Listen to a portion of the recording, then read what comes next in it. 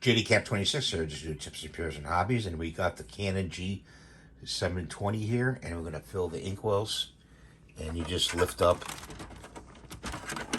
the printer like this. Oh, it's kind of hard to do. Sorry guys. And then you lift this part up right here.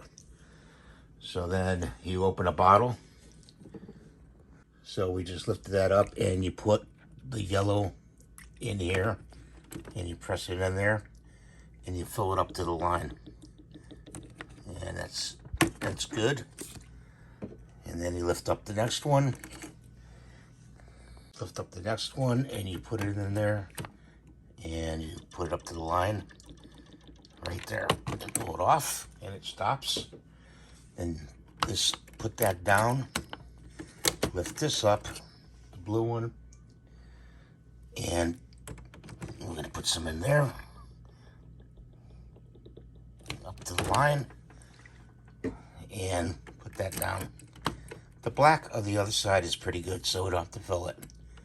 So that's how you do your ink cartridges on this model, okay? And thanks for watching. Any comments, please rate, subscribe, and give me the thumbs up. We'll see you in the next video. Take care now.